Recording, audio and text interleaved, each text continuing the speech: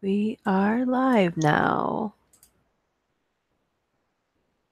Happy Easter. And as always, I will wait to see responses in the chat before I just start reading to myself. If anyone is listening, I hope you're having a great Easter if you indeed celebrate Easter at all. If anyone is here, I will wait for you to respond in the chat.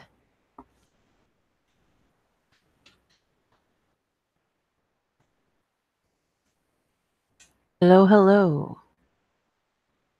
Waiting for responses in the chat. Hello, Jace Levi. Hello. You're the first to come. I believe it says for watching, but you're the only one that I see responding. Also, if anyone is watching the live stream, if you have a YouTube channel yourself, I am more than happy to shout it out. So just let us know when you're in the chat if you have a YouTube channel as well or have anything else to promote. So far, my Easter was pretty good. How about you? I made a lot of food today, ate a lot of food today, and it's 9 o'clock here. I am in Eastern Standard Time.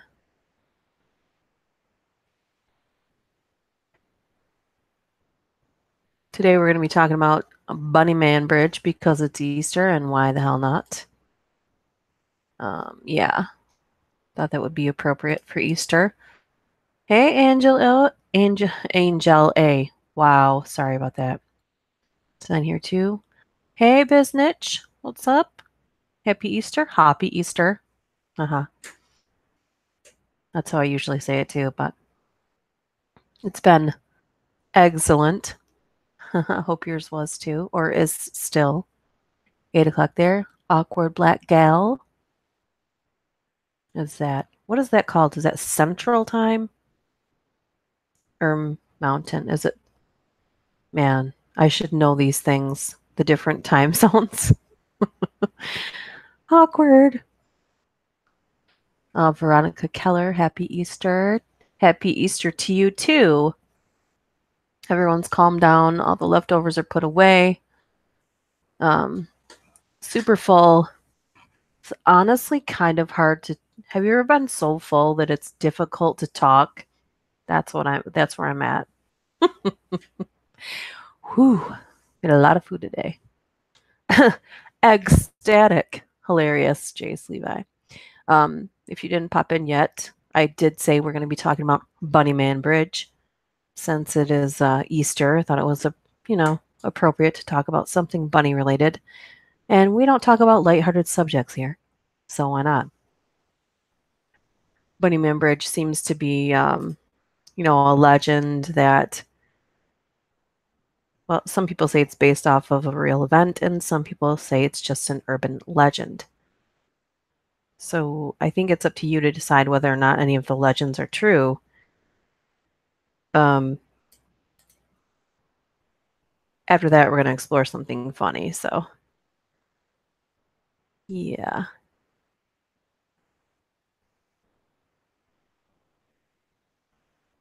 Okay. Are you all familiar with Bunnyman?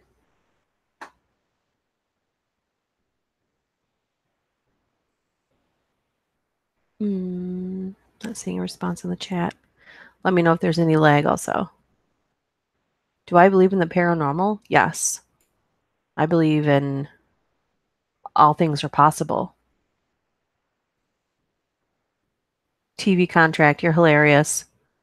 I would never forget anyone. You guys are pretty regular. You've never heard of Bunnyman Bridge? Oh, never heard of Bunnyman. That is interesting to me. I did not know that people hadn't heard of it. Yeah. What? Really? Hey, Nilo Wolf. Hello. We're going to be talking about Bunnyman today. We'll go into the lighthearted hilariousness after that. Oh, about Bunnyman? Hey, Harley Woods. We're going to be talking about Bunnyman. It's an urban legend, but it's supposed to be based off a real event. Let's see here. Let me try and find a picture for you so you can see visually. Let me do Bunnyman Bridge. I'm just going to pull something up so you can see. I'll screen share it for you. If you haven't seen it. I believe it's in West Virginia. Let me just see here. Virginia. Sorry about that. Bunnyman Bridge. And then I'll go over the legend with you in just a second. I'll show you an image. The ones that I've seen have several, like a lot of graffiti on it, but the pictures that I'm pulling up don't. So I'm kind of confused. Personally, I'd like to go there myself and experience it just because I'm someone that doesn't tend to believe what everyone else says about anything. I prefer to find out for myself. And that goes for anything that's like any kind of rumor or hearsay. I like to find out for myself. So I'll just share this picture with you guys. Hold on a second. Screen share. And we will go over that. So you can get a feel for what it is. It says Bunnyman Bridge, Clifton, Virginia. I'll leave it up for a second so you can get a feel for what we're looking at here. It's mainly in a country area. I'm going to try and pull up the chat on my phone so I don't have to change the screen while we are on here. You hope it's scary. I think the first time that you hear it, it's scary, especially I have watched, I think even Ghost Adventures and Paranormal State, if you ever watched that show when it was on, and maybe Ghost Hunters did it, but they weren't really into places more. They were more into residences. But I think almost every paranormal show has done some sort of show there. My grandpa always said, believe half of what you see and nothing of what you see. I mean, nothing what you hear. Yeah, me too. And there's always two sides to it. That goes for anything. But as far as paranormal goes, I think that there's too much of life to be explained, and you really can't tell someone who has experienced something paranormal that the paranormal doesn't exist. I'm someone who had things and have things happen to them that aren't terrifying. They're just not really explainable, but I don't know if they're paranormal, coincidental. Sometimes I think that, I mean, we could get into a really deep existential conversation about this, but I think that to each his own. That's what I really believe. Hey, Schmeister. Wow. Yeah, it's really late there. Happy Easter. Have you ever seen the Bunny Man? Oh, well, if he would be alive, he would be quite old at this point. Have you ever seen a ghost? I don't think I've ever seen a ghost. And I'll say that because I'm not 100% sure that I have not seen a ghost. I don't think that clears anything up for you. So I hope whoever could see, or whoever was on there saw me sharing the pictures of the Bunnyman Bridge. So if you didn't, I'm sorry about that. But it's in Clifton, Virginia, and it's a little like bridge. I don't even think you could drive a car through it. Maybe like maybe a one small car. It looks really small, but it goes, whether it's tales of strange suicides, the ghostly sounds of children crying, or mysterious creatures that reside under them, there are plenty of creepy urban legends that revolve around bridges. While most of these stories follow a fairly common theme, one legend attached to a bridge in Virginia is particularly unique and particularly terrifying. The tale of the Bunnyman Bridge. The legend of the Bunnyman is one that has been whispered around campfires since the 70s, and to this very day, is still scaring thrill seekers that dare to make the trek to the cursed train tunnel, particularly those who gather to summon the spirit of the murderous Bunnyman on a Halloween night. As the legend goes, in 1904, a prison for the criminally insane in Clifton, Virginia was shut down, the victim of a successful petition by the worried residents of Fairfax County. While the county was transferring the crazy inmates to a new facility, the prison transport was in a terrible accident. While many of the prisoners escaped into the forest, many others were killed. Eventually, the police rounded up the escapees. Well, all but one. Before long, the locals began to report hundreds of half-eaten rabbits hanging from trees in the surrounding woods. As the reports of freshly skinned bunnies continued to appear in the forest, the residents of Fairfax County became even more nervous. One day, their worst fears were realized when a local man by the name of Marcus Walster was discovered hanging under an overpass, completely skinned, his organs eaten. The police believed that their suspect was one inmate they never apprehended, Douglas J. Grifton, better known by locals as the Bunny Man, a nickname he received particularly due to his penchant for killing and eating rabbits, but also because he was institutionalized for killing his wife and children on Easter Sunday. I never knew that part, by the way, while I'm reading this to you. Check the chat.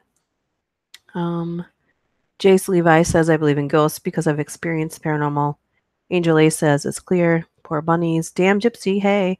Just stopping by to say, hey, can't join tonight. Okay, see ya. See you next time. Okay, when the police finally confronted Grifton at the now infamous overpass, he was struck by an oncoming train while trying to escape, splattering him all over the tracks. But while the Bunny Man may have been killed, his spirit is said to still haunt the bridge where he died. To this day, locals will report seeing freshly skinned rabbit carcasses hanging from the overpass, now known more commonly as the Bunnyman Bridge. It's said that on Halloween, visitors can see the spirit of Grifton roaming beneath the one-lane bridge tunnel, but those who dare to get too close are chased away by the axe-wielding madman. While the story is just that, a story, there are a few historical accounts that could explain how the creepy tale got started. Strangely enough, the well-documented accounts are nearly as bizarre as the urban legend featuring KKK members, men in bunny suits, and even cat-eating psychopaths. Whoa. I'm learning something new. Splat. Jace, hey Duchess, I gotta go, but have a good night. Okay, see ya. Thanks for joining. Let's see. Via Wikipedia, excuse me, Easter burp, you're all welcome. Fairfax County Public Library historian archivist Brian A. Conley conducted extensive research on the Bunnyman legend. He has located 2 incidents of a man in a rabbit costume threatening people with an axe. The vandalism reports occurred a week apart in 1970 in Burke, Virginia. The first incident was reported on the evening of October 19, 1970 by U.S. Air Force Academy cadet Bob Bennett and his fiancée, who were visiting relatives on Guinea Road in Burke. So around midnight, while returning from a football game, they parked their car in a field on Guinea Road to talk. As they sat in the front seat with the car running, they noticed something moving outside the rear window. Moments later, the front passenger window was smashed, and there was a white-clad figure standing near the broken window. Bennett turned the car around while the man screamed at them about trespassing, including, "You're on private property, and I have your tag number." As they drove down the road, they discovered a hatchet on the car floor. When the police reported sighting, when the police asked for a description of the man, Bob insisted he was wearing a white suit with long bunny ears. But his fiancée remembered something white and pointed like a Ku Klux Klan hood. I can never say that right, which I don't care if I say it right, but you know. They both remembered seeing his face clearly, but in the darkness they could not determine his race. The police returned the hatchet to Bennett after examination. Bennett was required to report the incident upon his return to the Air Force Academy.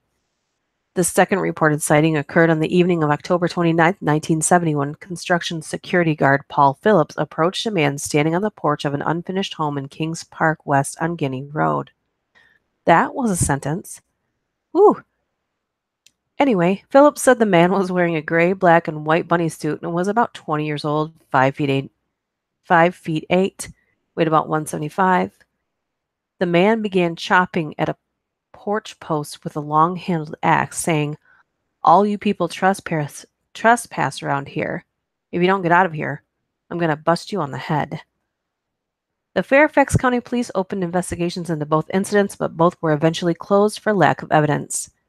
In the weeks following the incidents, more than 50 people contacted the police claiming they've seen the Bunny Man. Several newspapers reported the incident of the Bunny Man eating a man's runaway cat, including articles in the Washington Post. Gross. So, over the years, the legend of the Bunnyman Bridge has become especially popular, receiving numerous newspaper stories every year, in its own chapter in several books, and even horror movies that retell the gory legend. As you might imagine, the bridge, actually named Colchester Overpass, has become a popular destination for history lovers, ghost hunters, thrill-seeking teens. While it's not illegal to visit the spooky overpass, it gets so much Halloween attention that the police have started restricting access to the area around the end of October. To give you an idea how popular the bridge is, authorities turned away well over 200 people on Halloween night of 2011. Kind of makes you wonder what they could be hiding. Nah, just makes me think that they're trying to keep people out of there. Oh, let's see. Let's go to the chat. Schmeisser says, "I thought the Bunny Man was more of a deranged killer than a ghost. I mean, it's not hard for a copycat to do." Dutchy Darky. Hey, Phantom Darky. Happy Easter. Yeah, gross. Business says, "Sounds super urban legend to me, although some urban legends tend to start from some truth, but gets exaggerated as it gets told over and over." So I've heard other different things about it, like sort of like it was like the Candyman. So if you go to the bridge and go inside of the bridge and say Bunny Man 3 times, and then you're supposed to stand there and wait. And supposedly, if you stand there and wait, reminds you of Goat Man. Yeah. Hey, wanna leave Romero? Um, Supposedly, if you go on the bridge at night in the dark and say Bunny Man 3 times, then supposedly he's supposed to appear, and then you'll end up hanging from the other end of the bridge, because that's a lot of what the urban legend has been built up to be. And I know that one of the ghost hunting shows went inside one of the houses where he supposedly had wandered into and stayed. I want to say that was Ghost Adventures. I'm gonna see if I can find that or not. But yeah, I think so. Let's see. Never heard of the Goat Man either. Let's look it up. Why not? The legend, urban legends.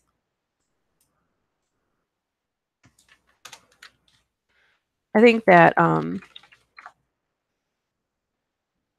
I think in the right environment, when you tell a story like that, um, it can be a lot more terrifying than just hearing it or reading about it. But if you actually go to the bridge and sit there at night, then you read the stories and you sit there in the quiet, um, I think it can really mess with your mind. I'm trying to look up Legends of the Goat Man, but I'm not seeing anything come up. So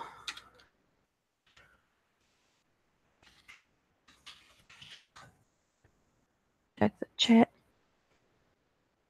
Several Goatman bridges. Several Goatman bridges? Really? I'm not finding any urban legends about the Goatman at all. I see a YouTube video when I tried to Goatman in Maryland. Is that what you mean? Scariest urban legends. We're just going to follow it and see where it goes. Hey, Black-eyed kid. Hey. Oh my gosh, me too. I would love to be able to just do that. I'm really obsessed with the guys that go urban exploring and they find I think it's is that guy called Josh? Exploring with Josh. And he'll find a lot of abandoned mansions just filled with furniture and like they just left one day. It's happened so many times, including their cars. It's crazy. Um, Several Goatman bridges in Denton, Texas. Okay. See, this thing is still loading for the urban legends. In every site, there's supposedly a creepy urban legend in every state. So I know that some people, since I'm from Michigan, requested that I do some from Michigan. Um, I know that we've got some here, but yeah, Alaska. I don't want to get carried away and read to you all night long about urban legends when that's not what you guys want to hear. Or is that the tunnel? Is that the rabbit hole we're gonna go down into? Our urban legends. I'm gonna let you guys decide. Urban legends or hilarious bunny photos or Easter bunny photos. I don't know. Business says the ones where they encounter squatters or drug dealers are what keeps me from. See, I haven't seen any of those yet. All the ones that I've seen, they've made sure that the places were empty. They always get permission. There are a few that don't. Um, I'd be the one that would try and find the owner so I could buy the property. Like that's where I would want to be. In the middle of nowhere when you're just driving along and you see a house it's no one's lived in it for years, then I want to live there. I'm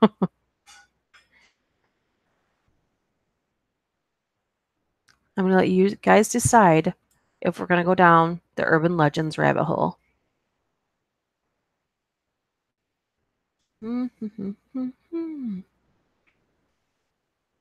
Let's see. Wannalee Romero says, just checking in. Looking for a bedtime story. Love your vids. Going to move on to pre-recorded. Oh, go ahead. I have over 300. Someone had said that to me on Twitter. Can't wait to hear some of your videos. And I was just letting them know how many I had. I didn't realize I had over 300. I never did any kind of specials for that. Urban legends. The Goatman is also an Amish legend. Wow. That's crazy. I didn't know there were so many. Some of these sites where you try to look stuff up on, they're just constantly, there's nothing but ads. Like, I get you have to pay for your stuff, but come on. Okay. Let's see. Since I'm from Michigan, I'm going to pick Michigan first. So if you guys have a state that you want to do after that, go ahead and let me know. Okay, Michigan's Hell Bridge. So let's see. I don't know what that is. Let's see, the Nain Rouge and Dogman. They've got nothing on the tale of Elias Frisk, a deranged old preacher who, according to blood-curdling lore, Pied Pipered a group of tethered children into the woods near what is now El Goma Township. He slaughtered them one by one, casting them into Cedar Creek before being caught by their parents and hanged, but not before saying he was possessed by demons. In its current form, Hell's Bridge is a creaky, narrow metal footbridge in the middle of the woods, where those brave enough to cross at night claim to hear the voices and screams of children, and are sometimes greeted by a black figure with glowing eyes as they traverse it. Where it came from? There is no record of an Elias Frisk in the area, though there was a prominent Frisk family beginning in the 1910s. Still, despite the lack of hard facts, anyone who's visited the bridge will attest that there's something out there, and it usually makes its presence known as you're teetering on a shaky metal bridge in the moonlight. Dum dum dum. Hey, Kahlest! Hey, Kahlest just put up her first video. Congratulations. Taking enough bunny-related photos today. Yeah. Ooh, Louisiana. Let's go to Louisiana next. Let's travel down to Louisiana. Let's travel back, because according to the alphabet, that's how this goes here.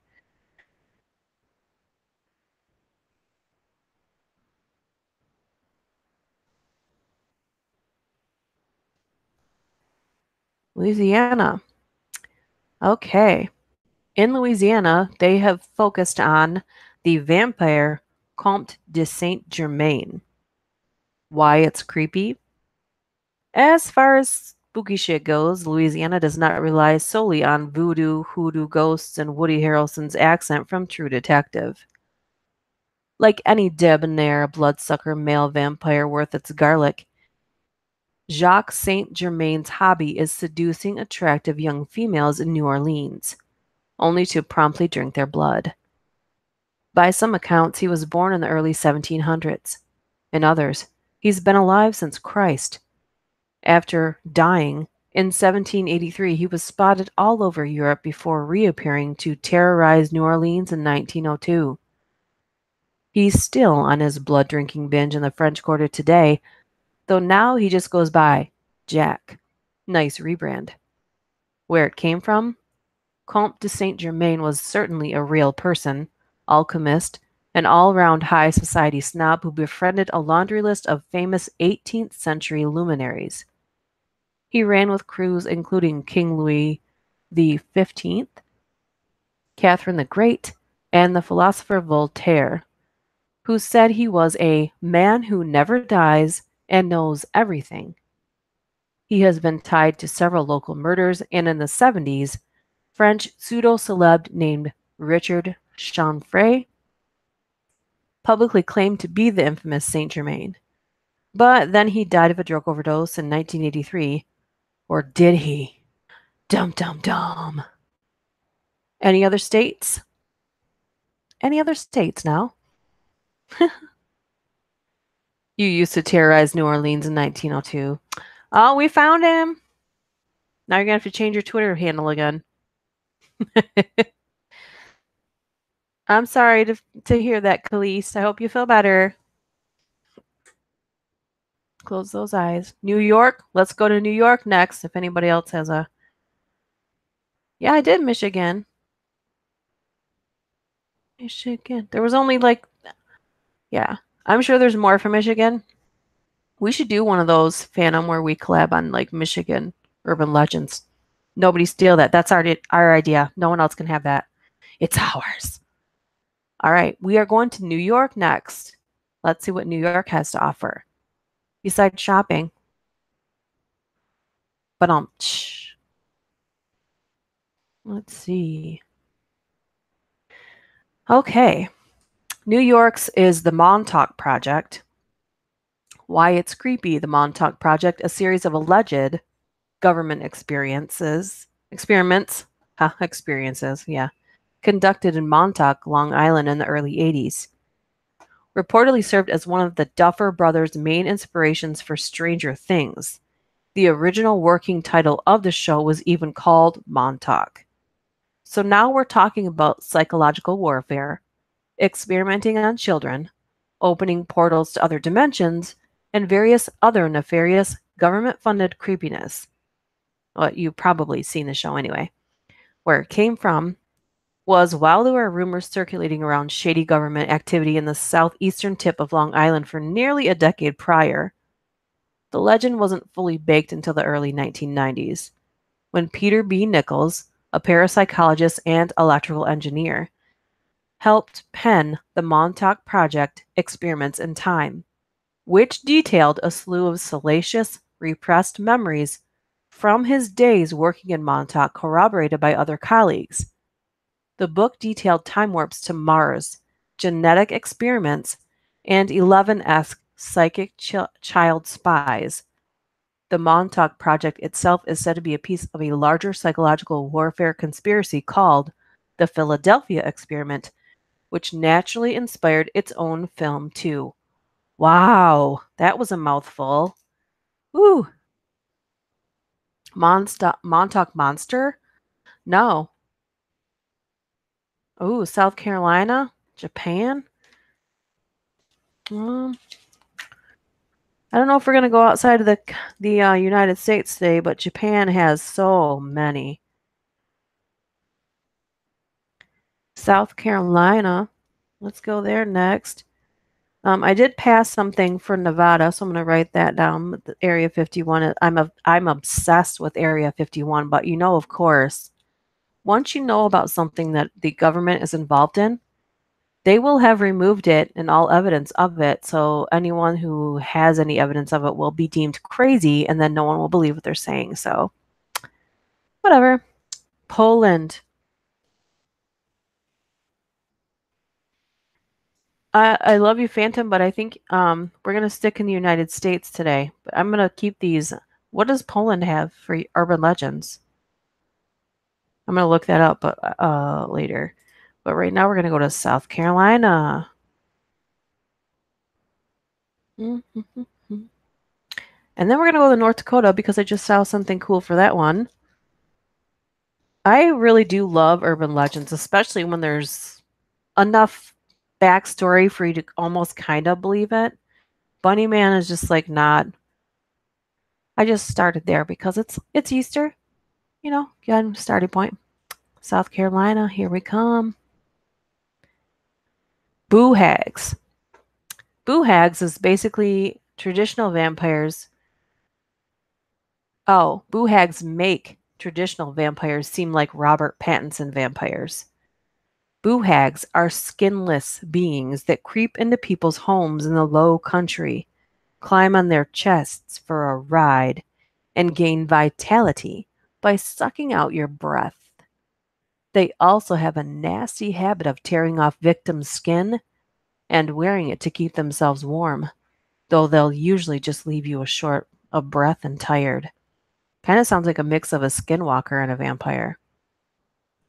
Where it came from, boo hags are a fixture of Gula or Geechee culture prevalent in coastal low country areas populated by African American descendants of slavery. The creatures are among the most horrifying and unsettling among a rich folkloric history, yet seem tame when compared to the true atrocities of the region that birthed them. Dang. I have North Dakota and Nevada on here next unless somebody has something else. We also brought you Lyme disease from Plum Island. You're so welcome. Wow. The Muffin Man? Yes, I've heard of the Muffin Man. The guy who lives on Drury Lane? Is that what you're talking about? Indiana?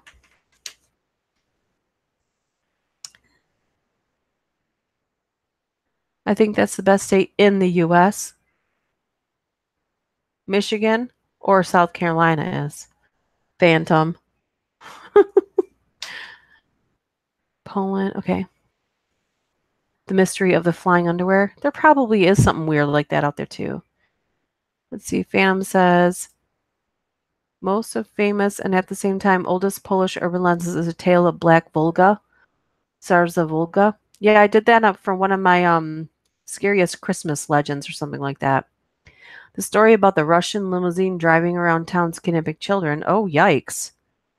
It's been terrifying Polish since the 1960s. Apparently, the same story has been circulating in all of Eastern Europe for the similar legends known as Belarus or Russia. Known in Belarus or Russia.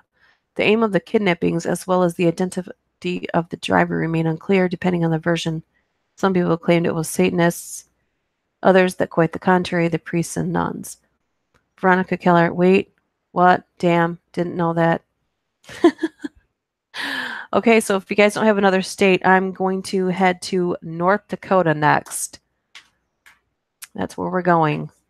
Let's travel on the map to North Dakota. I wish I could read this at the same time as showing you a map of the area of where I'm talking, but we're all grown-ups. We know where things are, right? Hopefully. North Dakota's urban legend, they all have several urban legends, but they're focusing on just one. This one is for North Dakota, the gates of hell. Abandoned towns are generally creepy, and North Dakota has an abundance of settlements that were all but abandoned after the railroad boom.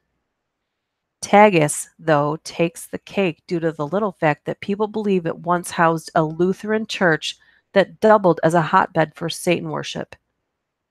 Legend is it burned down, but if you stand in just the right place, you can hear the screams of the damned bubbling up from hell itself.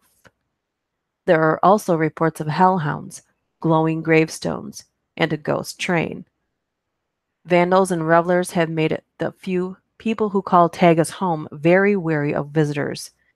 And Lord knows that the combination of a rumored portal to hell and extremely unwelcoming locals in a small town is boilerplate horror movie fodder. Yeah, I can imagine. Why would you even want to go there?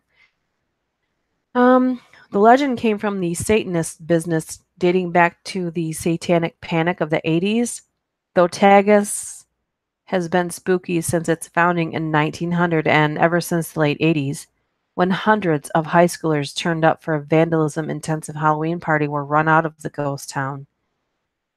Visitors have been met with extreme skepticism. The city's last church burned to the ground in 2001.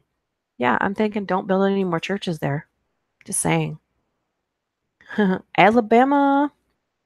I will do that. Alabama. Business says, gotta go female. Let my neighbor's dog out because I'm a nice neighbor. All right, we'll still be here, I think. Good neighbors. Yay, I love dogs. Okay, we are going to... I wanted to stop by Nevada first, and then we'll go to Alabama. Going to Nevada. This is fun. We're all traveling together. Area 51. Area 51 lore has been satirized. I'm not saying that word right. Remixed and riffed on so much in popular culture, sometimes it's hard to remember how creepy this whole deal was in the first place. But secret government cover-ups, dead aliens, and playing God in the middle of the desolate Nevada desert is creepier than probing Randy Quaid. That's pretty funny.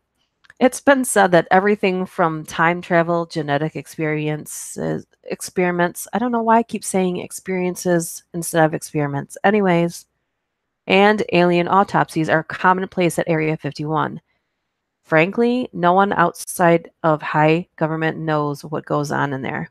I don't think anything goes on there anymore because everyone found out about it, and I think that it's in a totally different place that we won't know about until they move it again. So, where it came from. First off, Area 51 is a real, highly classified military base in the southern portion of Nevada. Yeah, so I don't know why this is in the urban legends category. Anyway, its purpose is publicly unknown. But in the early 1950s, the infant stages of the Cold War, President Eisenhower approved plans to build the U-2 stealth plane and created Area 51 to house the development labs and test field. Pardon my mouth when it can't read correctly. When reports of the admittedly spacecraft-looking plane floated the Republic and media, theories spread, and the conjecture around Roswell's alien crash site only fanned the flames of speculation. From there, it's been the epicenter for all U.S. government suspicion. Yeah, I mean, Rob Lowe and his kids had a show too, and they went around like the border of it still. I think, actually, is that New Mexico? I don't know if anyone has watched that show. Raise your hand if you watched the show when it was out. I think it was last fall. Let me see. Let me check the chat. No. Okay, moving on. All right, we are in Alabama, as per requested. Dead Children's Playground. Why it's creepy. This eerie playground adjacent to Maple Hill, Huntsville's oldest cemetery, doesn't just have an eerie nickname for fun. The playground was presumably designed to entertain kids while their parents visited the graves of loved ones. Legend has it, though, that the spirits of children who've been buried in the cemetery since the first grave was dug there in 1822 come out to play at night. The living have absorbed orbs of light going down the slide, seen swings moving on their own, and even heard giggling. Creepier still, some say the spirits include victims of a rash of child murders that happened in the 60s when bodies were rumored to have been found in the area that now house the playground. Ugh.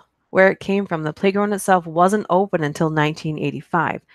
So you can imagine how much pent-up energy the tiny spirits had after 163 years without a slide. The person that wrote this was a comedian, sort of.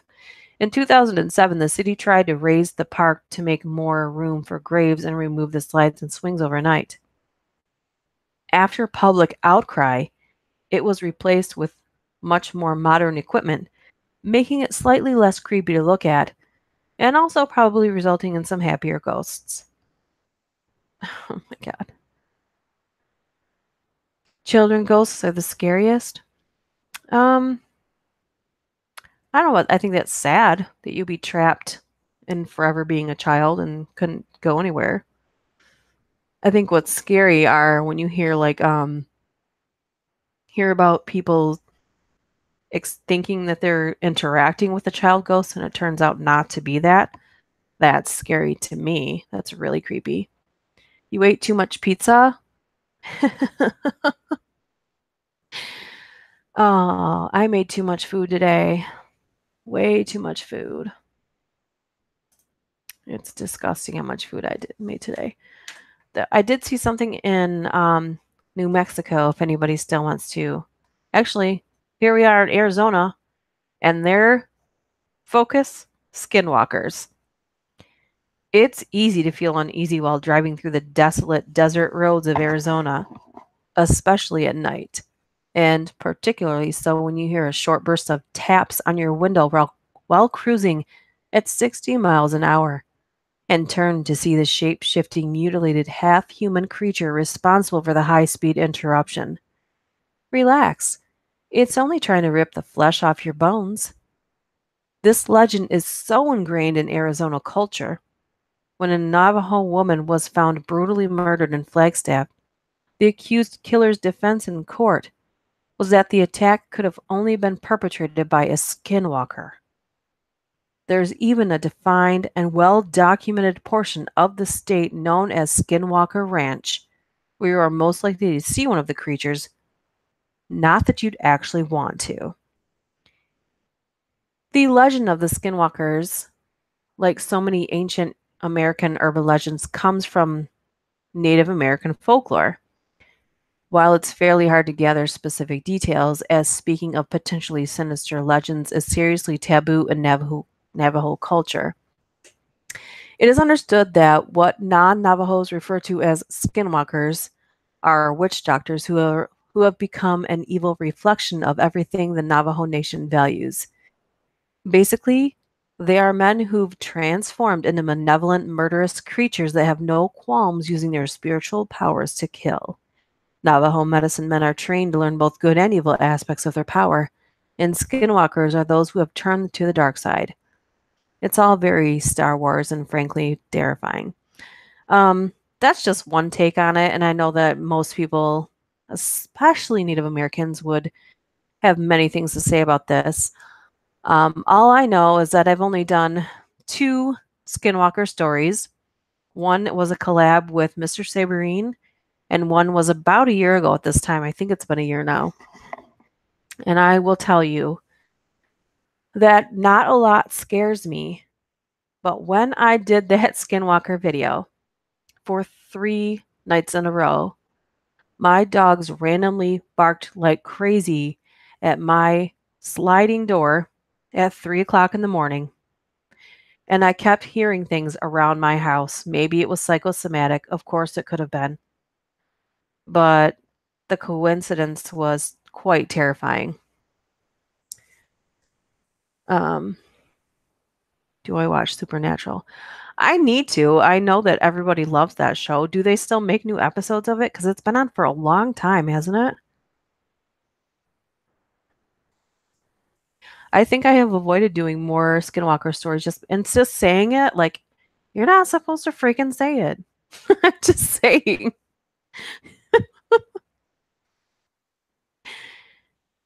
Are there any other states you want to travel to? Because Arkansas has the Dog Boy. California has Turnbull Canyon. Colorado has Riverdale Road. Connecticut has Dudleytown. Delaware has Mr. Chew. I have never heard of that. Um, Samuel Chew was a respected man, a chief justice in the state back in the colonial days. Still, even in colonial America, bullies latched onto his name, constantly proclaiming, "Ah, Chew," as if sneezing.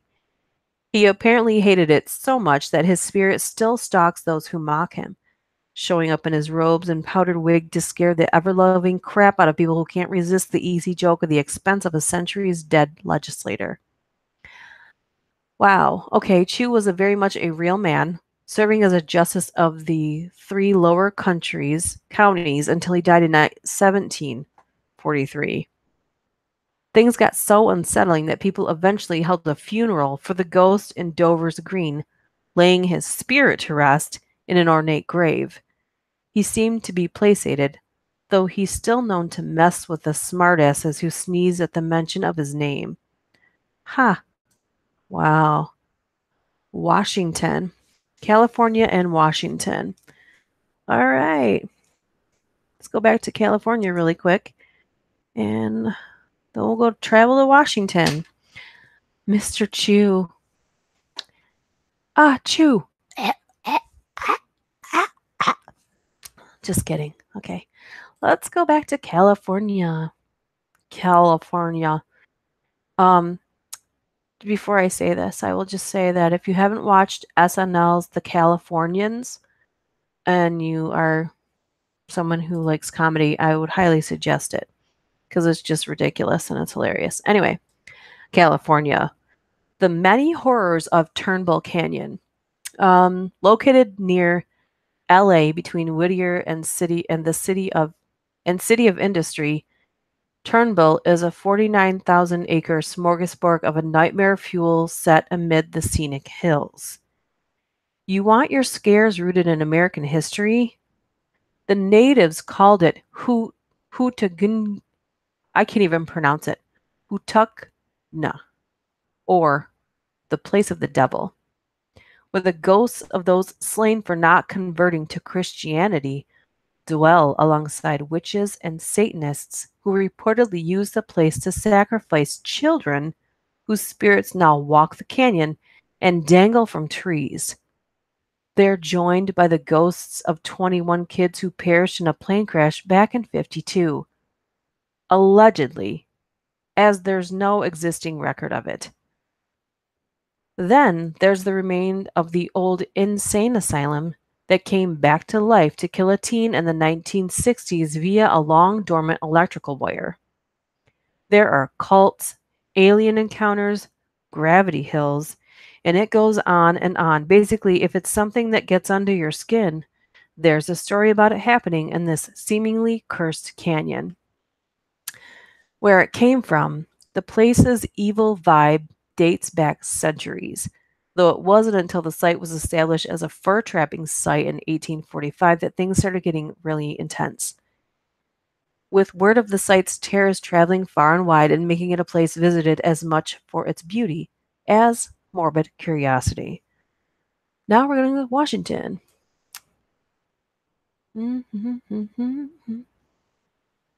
If anyone's new here, happy Easter. Haven't looked at the chat again yet. Okay. Washington, whoa. Hairball.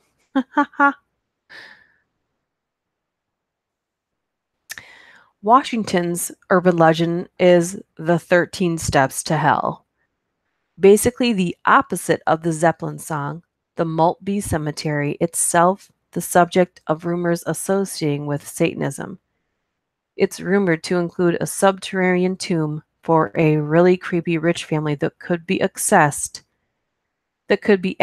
by 13 steps that led to their final resting place.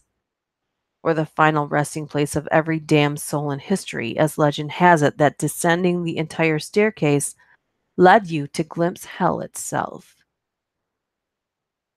Where it came from. The cemetery. Blah, blah, blah. You're welcome.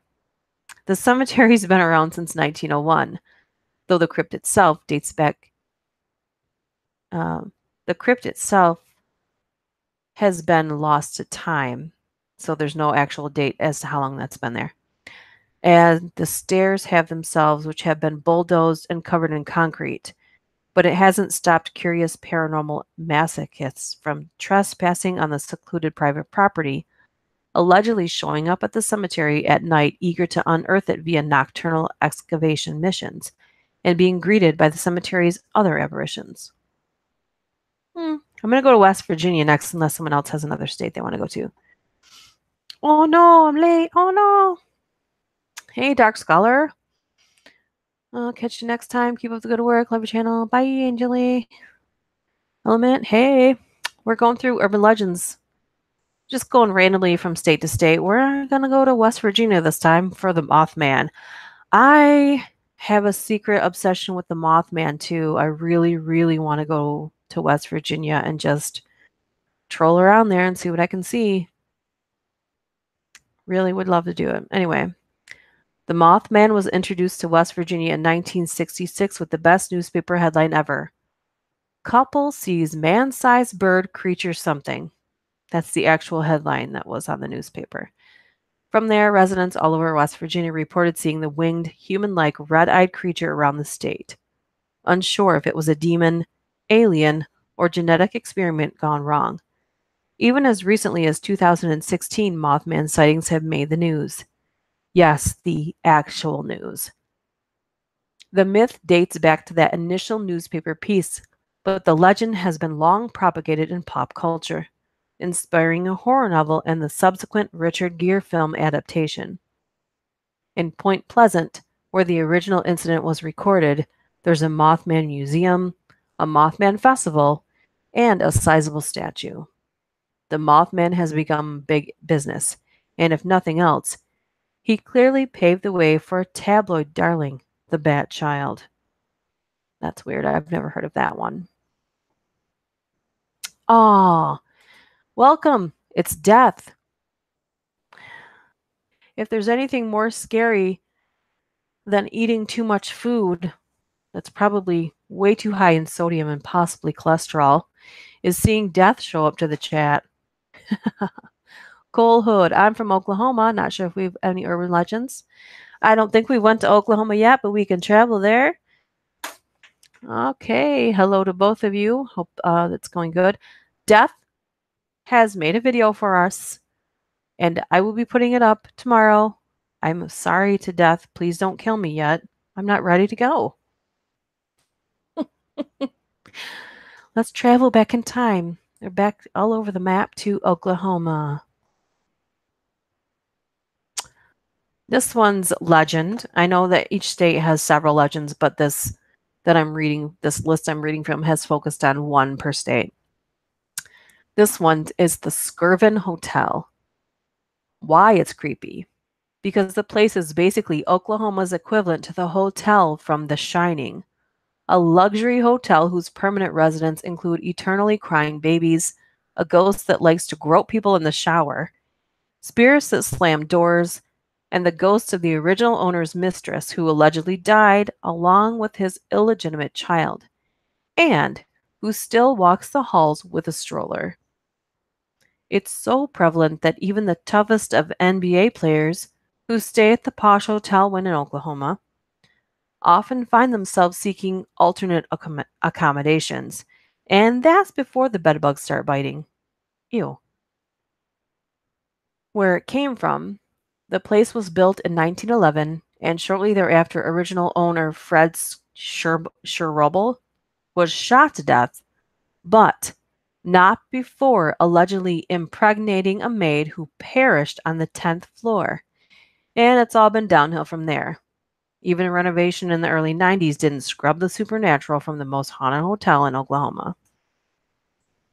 Dum dum dum.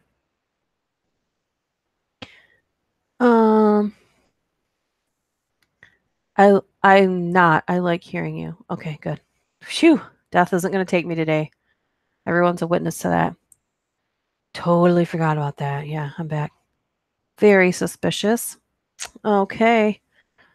Anyone else have another state to suggest? Just gonna randomly look for one for if until somebody says something.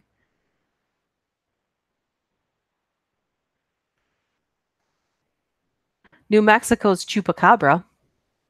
That one is one of the hardest ones for me to wrap my head around. And I even saw like a news story about that a couple of years ago, and I was even then I was like, what? Anyway, um, simply put, it's a rabid beast that may or may not be the size of a bear, but definitely has spikes on its back and glowing eyes. It can fly if it wants, but it will definitely suck the blood out of your pets and family. And a ton of people think it's real, which is almost scarier. Where it came from, anyone who grew up in the Southwest knows about the legend of the chupacabra. Down there, it's as big as Bigfoot, even if the people can't agree on what it looks like exactly. The first sighting happened in 1995 in Puerto Rico, and eyewitness accounts of the goat sucker have been a steady trope across Central America, reaching a heat in Mexico and the Southwest over the past 2 decades. New Mexico in particular has become the source of some notable chupa sightings. As recently as this summer, a treasure hunter claimed he found a genuine chupacabra skull in Las Vegas. I'm not sure how scientists will go about confirming that one. We already did California. Sorry. Ooh, let's go to Vermont. Dum dum dum. Let's travel to Vermont. Did I pass it? I think I did.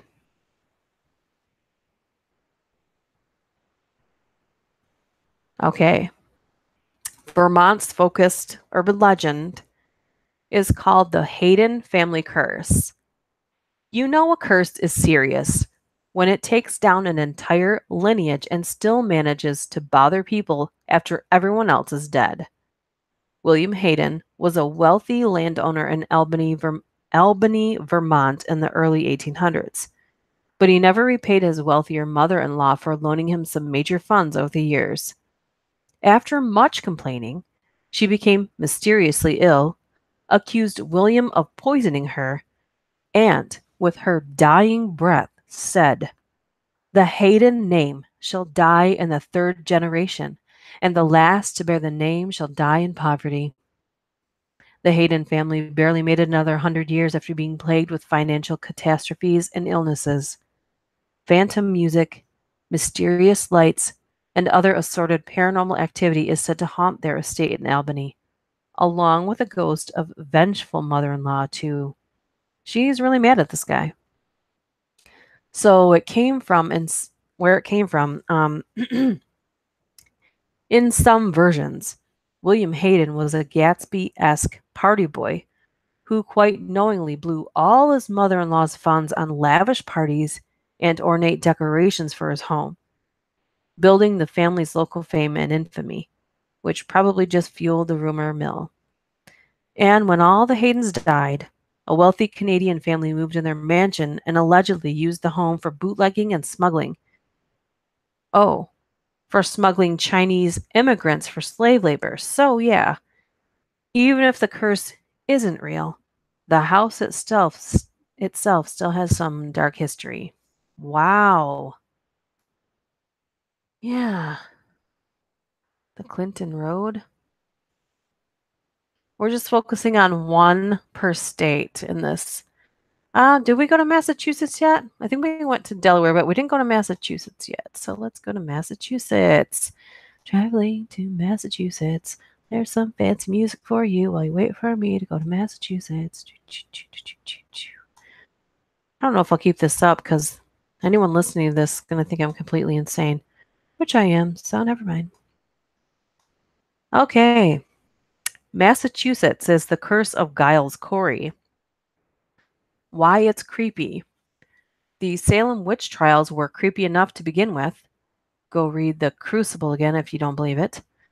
But the story of Giles Corey, who was slowly pressed to death under a series of progressively heavier rocks in an effort to extract a confession, is particularly unsettling. Ew, disgusting. Where it came from.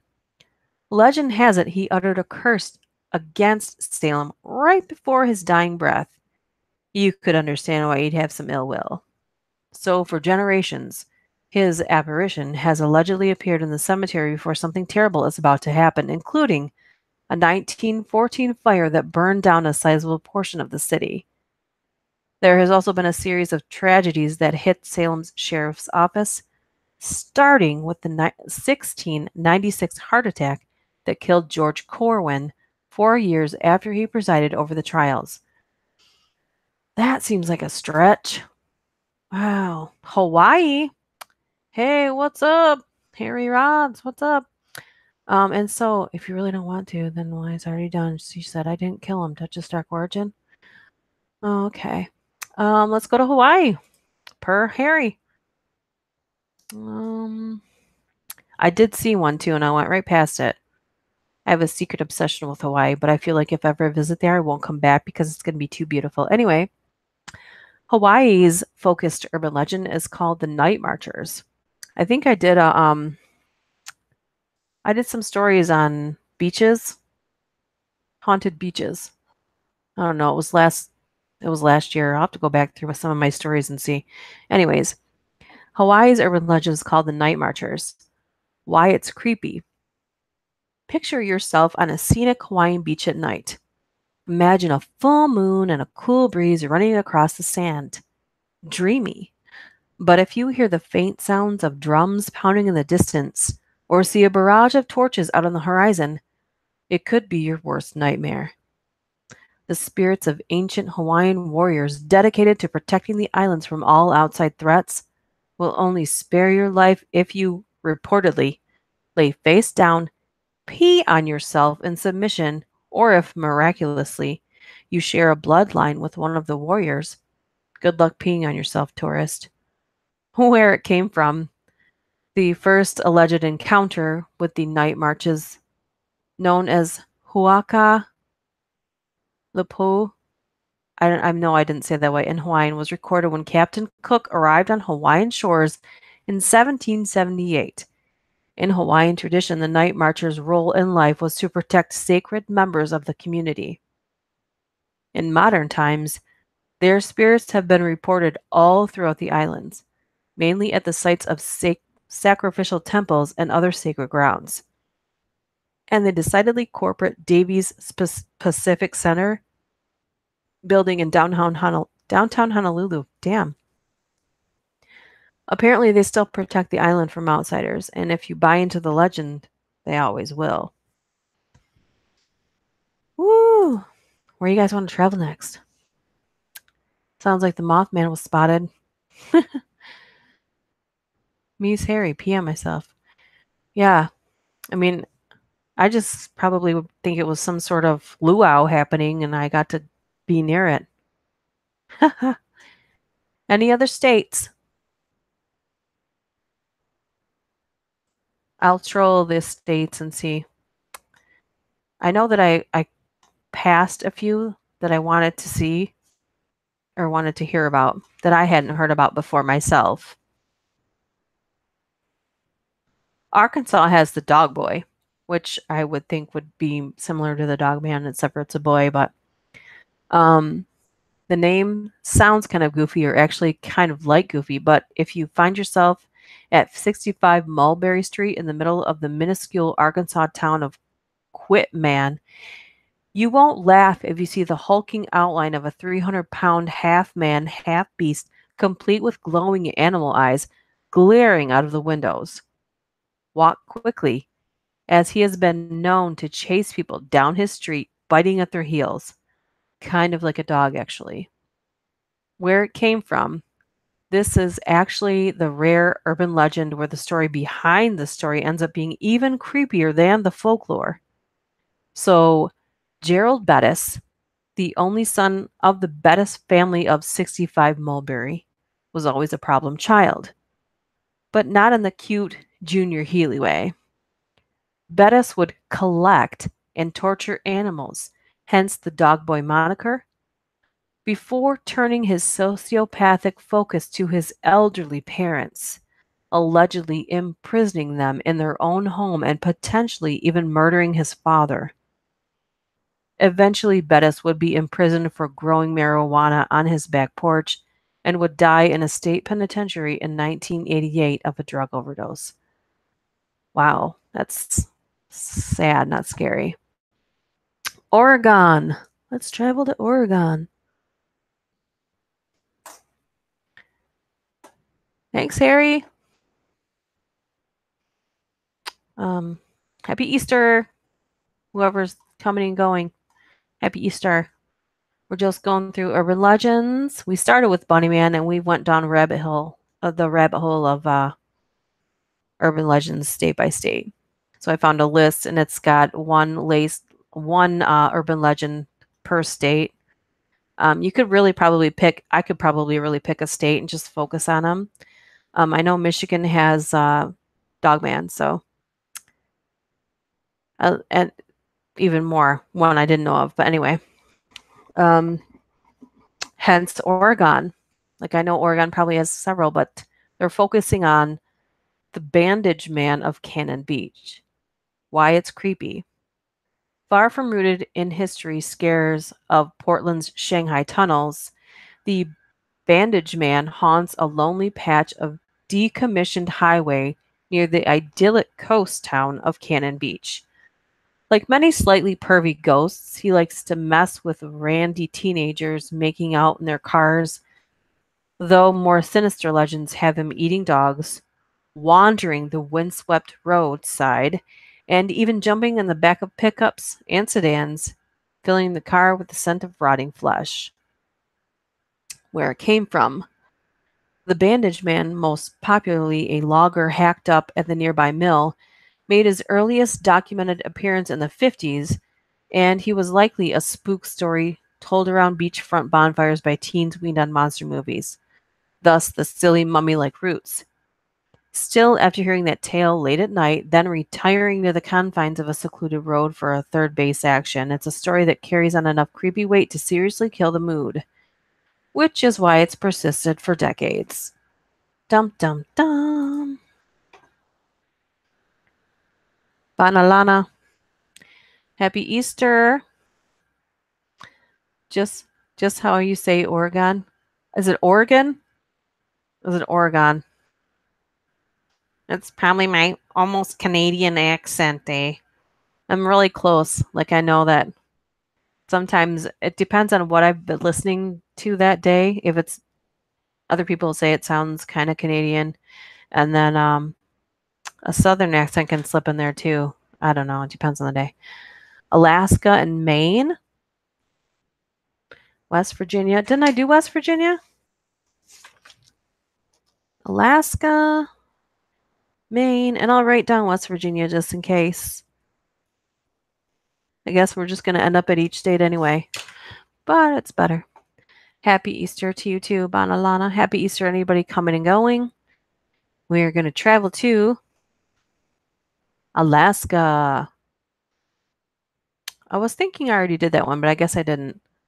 Okay, Alaska's is, I think I've heard of this before, but the one they focus on is called the Alaska Triangle, encompassing an area ranging from near Juneau in the southeast to the northern Barrow region to the western metropolis of Anchorage, Alaska.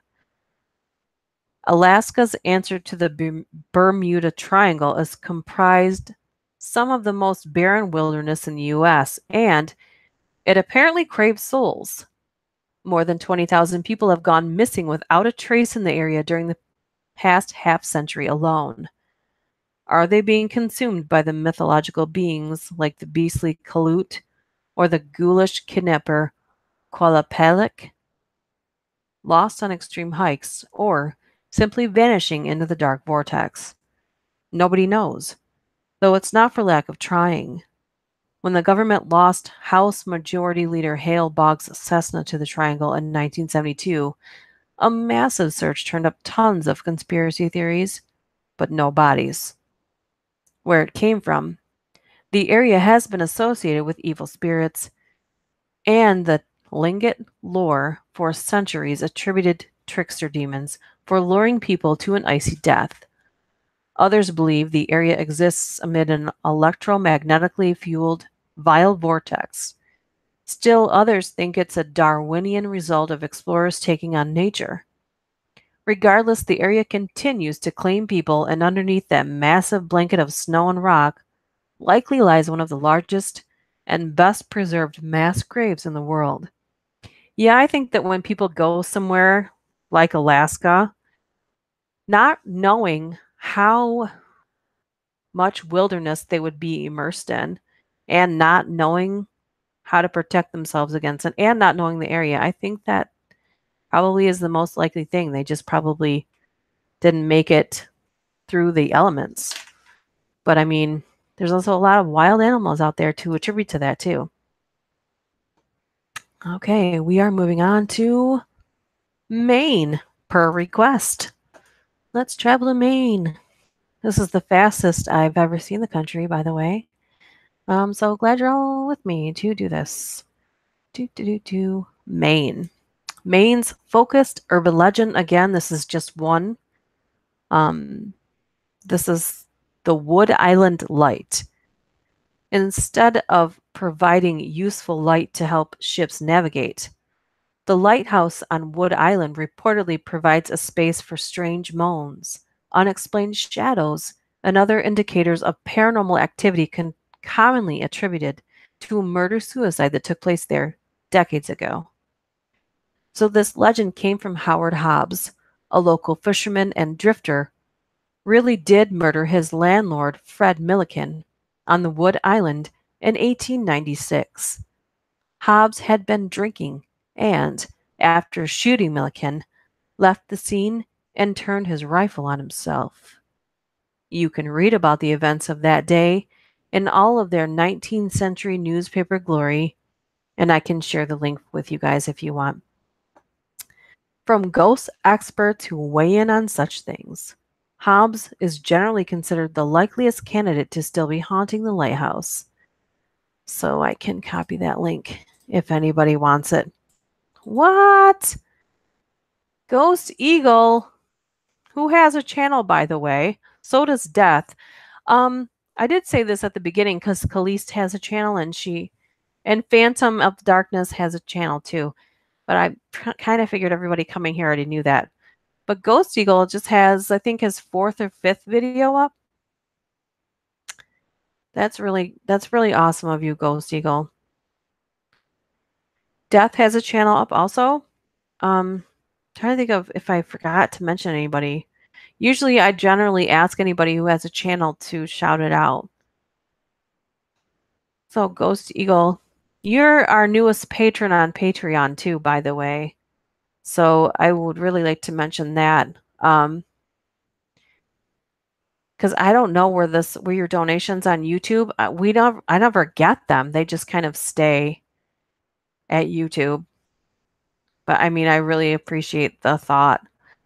But YouTube is notorious about keeping that stuff. I also wanted to let you guys know that I'm probably going to monetize my videos. I've noticed by randomly watching my older videos that YouTube has decided to just throw ads on there. So they're collecting money from my videos when I'm not. So I will be remonetizing my videos. I'm not going to put ads in the center of my videos. They're probably just going to be before and after.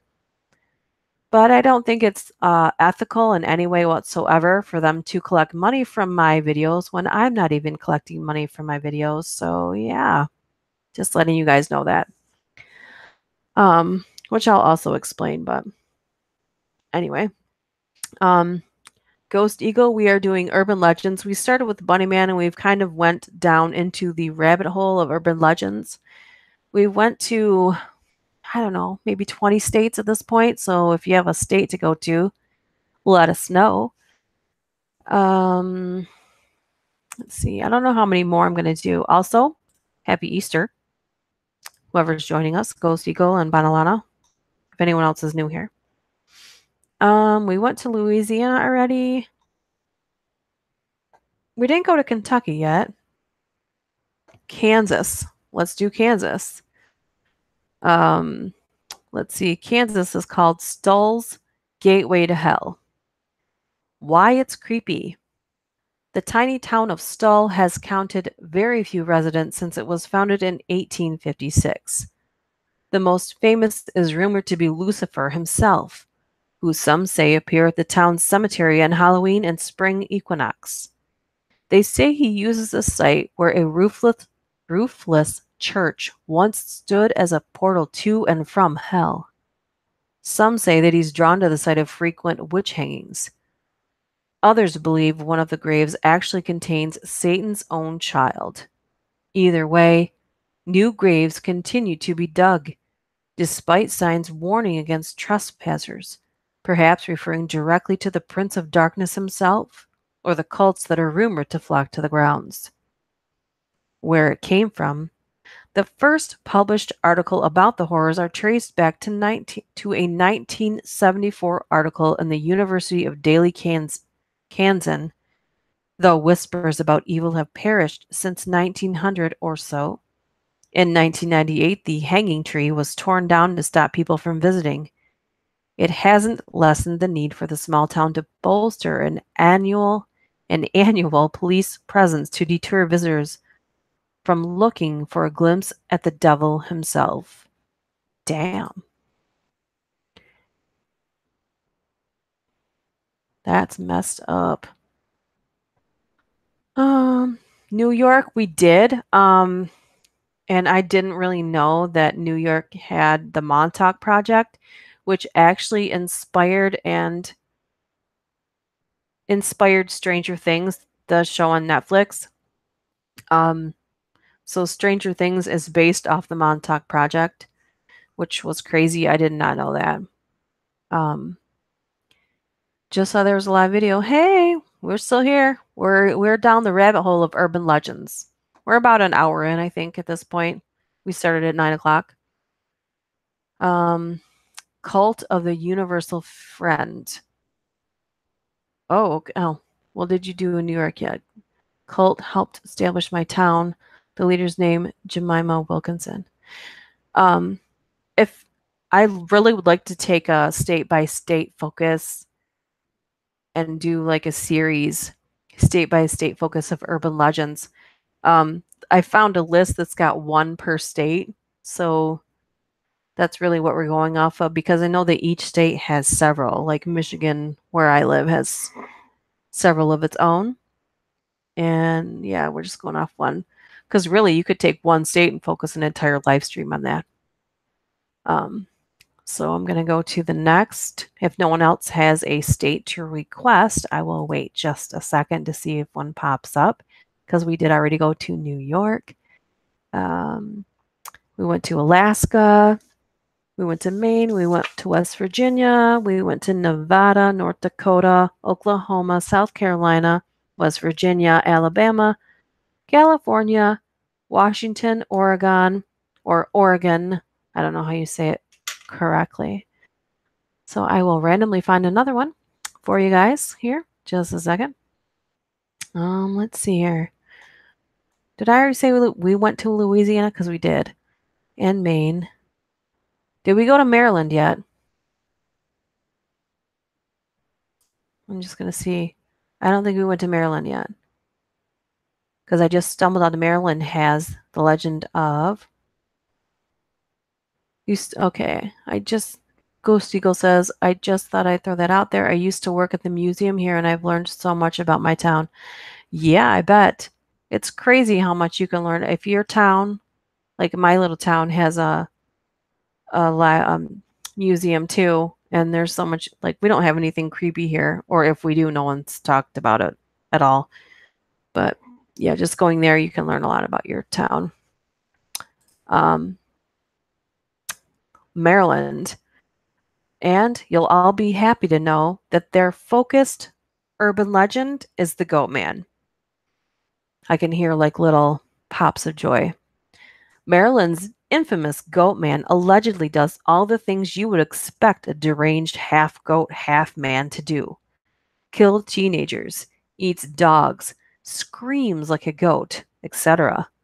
But the most terrifying aspect is just how deep the lore goes. The USDA even forced at one point to publicly deny accidentally creating the beast in their Beltsville Agricultural Research Center. Another tale revolves around a goat farmer who, after realizing a group of rowdy teens had killed his tribe, went totally crazy and turned into a teen-slaying goat monster.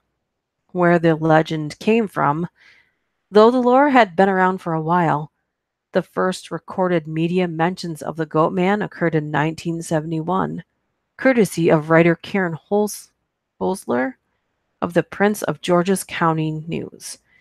The first was a deep dive into Maryland folklore, followed by an actual news item about a family blaming the brutal decapitation of their puppy on the Goat Man, which they may or may not have just heard about via the county news. 1 month later, the Washington Post ran a national feature detailing the legend of the Goat Man. Ultimately, the Goat Man has become one of America's most persistent and well-known urban legends, with claimed sightings still occurring with regularity and cheesy fictionalization still creeping out the old Lion State. Interesting. I'm learning so much.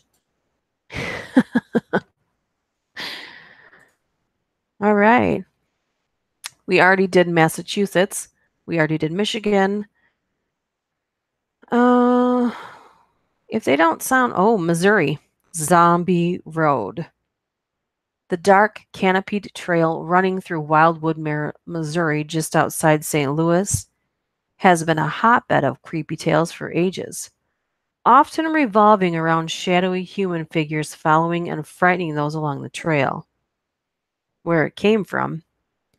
Originally built as an access road for the gravel quarries along the Merrimack River, the road fell into disuse and disrepair in the 70s and saw an increase in teenagers flocking to the area to party and scare the crap out of each other. The origin stories of the trail's hauntings widely from the kind of plausible railway accidents, executed Civil War spies, etc., to the more sensational, sadistic children's hospital. Several years later, the pathway was paved so it might be used as a bike path, but that hasn't done much to slow the legend. The police are doing their best, however. Hey, Antonio. Bad goat. Antonio. Ghost Eagle, I'll be sure to add you to our list of patrons. Patreon patrons. I really wish they wouldn't have used patrons on Patreon. It can be quite the tongue twister. Hey, Brian Morrow. Hello.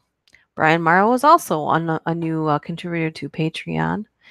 We're going through urban legends. We started with Bunnyman, and we have went down the rabbit hole, kind of state by state. We're not going to do every state because we would be here all night long. I'm probably going to do about 3 more, and then we're going to wrap it up because it is a holiday, and we did New Mexico even. We did New York. Did North Dakota. I'm just kind of skipping around and see what sounds kind of scary of what I haven't heard of before.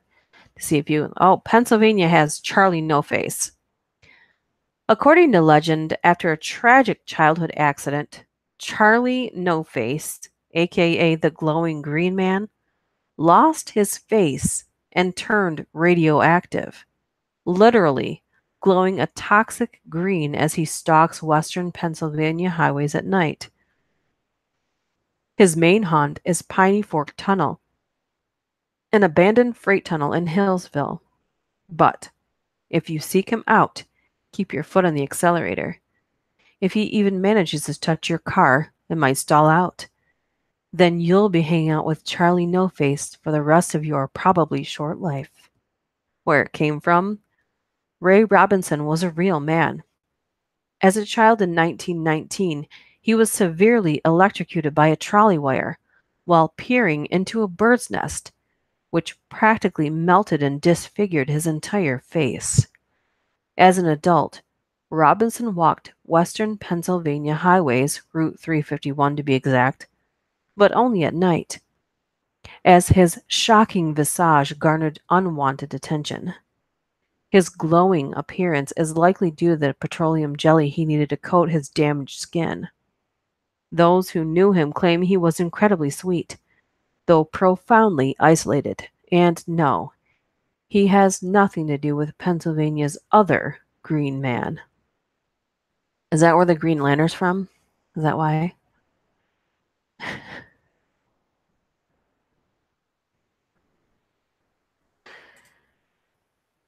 Let's see.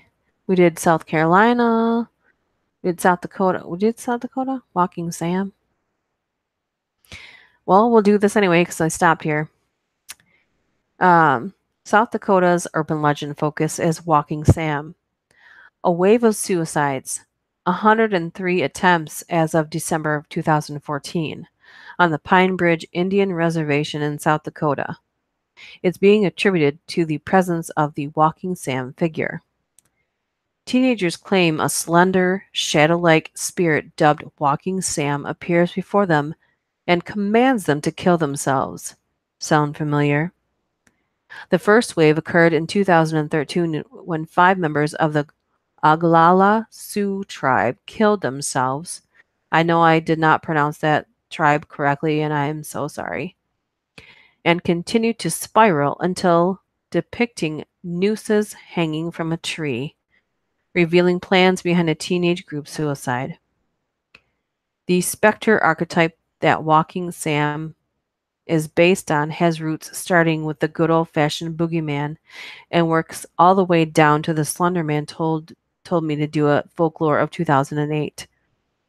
The idea of shadow people is also a pretty old school urban legend going back further than history can track it.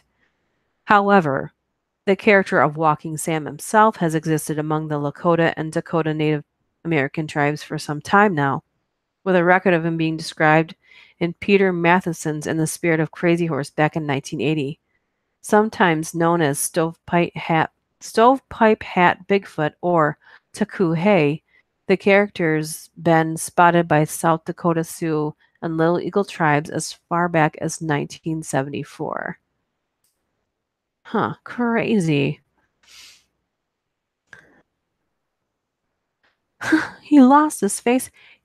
Oh, I'm glad I'm not swearing, Death. I don't want your kids listening to is it appropriate? I don't know. Do you guys let your kids listen to scary stories? I'll come back to that in the chat and see what that says. I mean, I'm not going to tell Death what to do because I like to live, but yeah. Oh, Texas. Guess what Texas is? The one that they focused on anyway.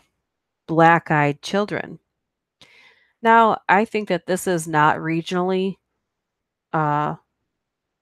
exclusive. Every story I've heard about black-eyed children has happened all over the place, and they're scary every time. Every time those are scary. I think those are something that will never stop being scary to me because, like someone else was saying, the ghosts of children are scary. I think the fact of a child at night by themselves coming after you is terrifying. Anyway, scary movies constantly have people fearing old country back roads, abandoned homes, and kids popping out of cornfields. But the black-eyed children are known to be seen wandering around totally normal, non-threatening locals like Walmart parking lots and Sonic drive-ins. And worse, they're rumored to put their victims in a tight situation by starting out asking for something totally unsuspecting, like a ride home or some petty cash. Where it came from. The first documented case of the black-eyed children came in 1996 from reporter Brian Bethel, who had pulled his car into the parking lot of an Abilene movie theater to use the bright marquee light to write a check. While filling out the check, 2 young kids who Bethel claims were between 9 and 12 approached the car, knocked on the window, and asked for a ride home to grab cash to come back for the movie. The children, who totally unnerved Bethel, claimed they didn't have a gun, Weird, right? Before making eye contact and revealing coal black eyes that Bethel later described as the sort of eyes one sees these days on aliens or bargain basement vampires on late night television. Yikes. I don't know. What would you guys do? Do you know of anybody who's claimed to see a black eyed child? I'm going to read the chat. Hello, it's my kid. Oh, that's right. It's Death. He's not scared anyway. Phantom Zone. I've been lucky so far, but heard of these stories mainly on YouTube. Visage says, "Oh hell no! I don't let my kids listen. They would never sleep, meaning I would never get sleep. And mommy without sleep is scarier than any story to hear." Yes, that's true. Hey, Angela Métis. Hello. Happy Easter. Whoa, I was 6 years old then. Okay. I don't. There's a delay in the chat and me reading stories, so I don't know what date that was. Antonio says, along with black-eyed kids, there are also white-eyed kids that have the same behavior. Oh, I've never heard of that before. That sounds scary. White-eyed kids. I'm writing that down. Yikes. The Real Death says he's been watching horror movies with me since he was 5. Happy Easter. I'm finally feeling a little less full, but man, we don't have to do anything too physical today because, man, I don't think I would make it. That's pitiful. Wow, I'm too full. Wow. White people problem, or is that a first world problem or something like that? We already went to Vermont, Virginia. That's where we started out, was Virginia. Washington had the 13 Steps to Hell. Went to West Virginia, where they had the Mothman. If it doesn't sound interesting or scary, I probably won't read it. This is weird. It's the Petrified Forest Curse in Utah. Utah's legend is particularly troubling for tourists as they might be taking the horror home with them, even if they escape the forest. With shocking regularity, visitors who have stolen chunks of petrified wood from Escalante Petrified Forest State Park will mail back their lifted souvenirs. All of their letters detail a series of unfortunate events, from broken collarbones, arms, and ribs to mysterious illnesses, horrific accidents, and financial ruin. The thing they have in common? They all occurred after the victim allegedly stole a piece of the forest. Where this legend came from, many people have and still do mail back cursed pieces of the petrified wood, and the park even display the letters and samples openly as an attraction. Apparently, there have been cases of stolen wood turning to bad luck since the 1930s, though it's unclear the actual root of the curse. Maybe it's the burden of moral ambiguity affecting other areas of life. Maybe it's coincidence. Either way, it's just not worth risking your collarbone. Indeed. Any other state requests? I've been watching horror movies and reading horror books since I was 3.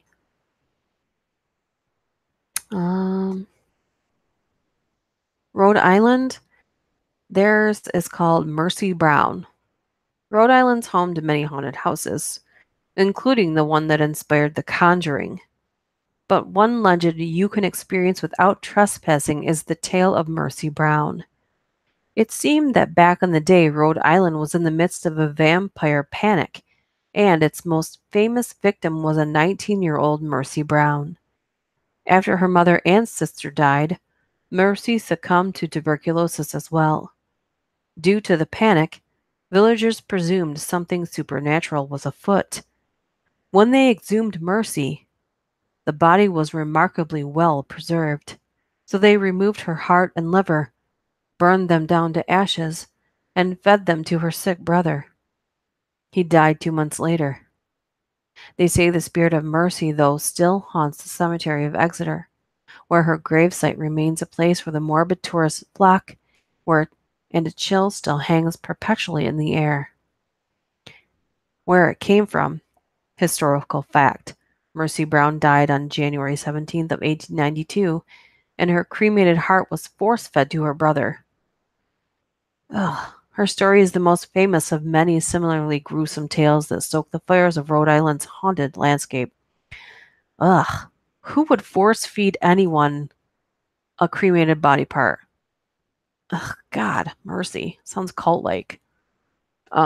Antonio says supposedly in California there are cryptids known to legends as evil gnomes that are exactly like the fairy tales but evil. Dennis Code. Hey, New Hampshire. I don't know if we did New Hampshire yet. Let me see. I don't remember. Maybe we did. I'll know as soon as I see the urban legend that's there. Seems like I've been jumping around a lot. Nope, I haven't. The Cursed Isles of Shoals. The charming arc. Oh my gosh. The charming Isle of Shoals off New Hampshire's eastern shore is the perfect destination for a seaside picnic, or, a series of brutal murders. 2 young women were horrifically butchered via the particularly creepy manic with an axe method in the late 1870s, and apparently you can still hear them screaming, often late at night, which is just objectively unsettling. This specific island, Smutty Nose, is said to be haunted by these ghosts, the axe murderer himself, pirates, and a gang of other poltergeists. And come on, have you ever seen an abandoned old lighthouse in the fog? Where it came from, the islands have a history longer than the country they're in. Blackbeard himself was rumored to use the islands as a honeymoon destination and gold depository in the early 18th century. And naturally, he killed some people there along the way. By the time Louis Wagner murdered the women living in the Smutty Nose, there were already ghost stories about the haunting chains of islands. With history, pirates, and of course axe murders come creepy tales.